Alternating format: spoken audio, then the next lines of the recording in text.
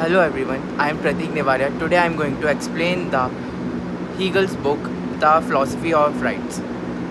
Hegel's Philosophy of Rights, Part 1, Abstract Rights, is a detailed philosophical exploration of the concept of individual rights and the role of the will in establishing these rights.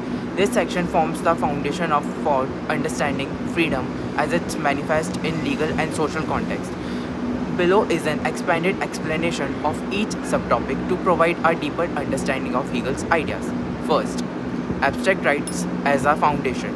Hegel begins his philosophy of rights by defining right as the existence of free will in the world. The foundational idea sets the stage for his philosophy of freedom, where individuals are recognized as autonomous agents with inherent rights. Abstract rights presents the first stage in understanding freedom, focusing on external and formal aspects of individual existence of free will. For Hegel, freedom is not merely the absence of external constraints, it is the ability to act according to one rational will. Freedom is realized when individuals can exercise their will in a way that is recognized and respected by others. Mutual recognition. Abstract rights emphasizes that individuals must recognize each other as bearers of rights. This mutual recognition is a cornerstone of Hegel's philosophy. It ensures that individual freedoms do not conflict but coexist harmoniously within a social framework without this acknowledgement. Third, universal subject. At this stage, individuals are considered abstracts, universal subjects defined by their capacity for rational thoughts and autonomy rather than specific social roles.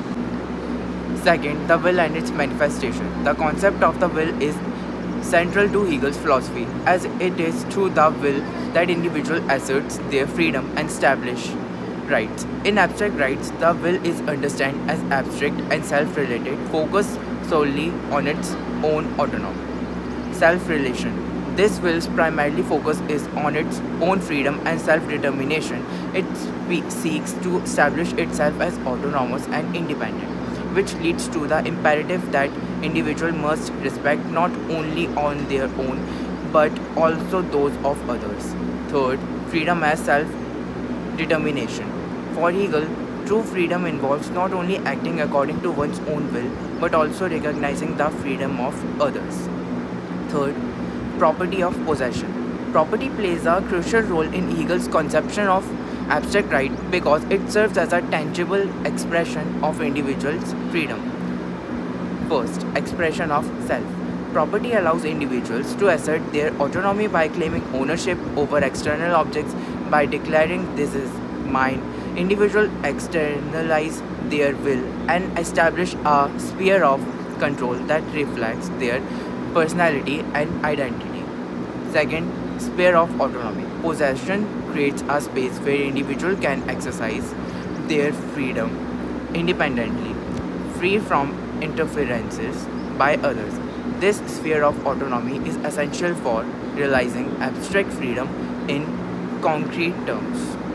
Fourth, the imperative of rights. The fundamental principles underlying abstract rights is an imperative to be a person and respect others as persons. This principle emphasizes mutual recognition and the inherent dignity of all individuals, respect for persons. At its core, abstract rights demands that individuals recognize each other as persons with equal rights and dignity. This mutual respect forms the basis for ethical life and social harmony. Second, dignity and freedom. Each person possesses an inherent dignity that must be respected by others.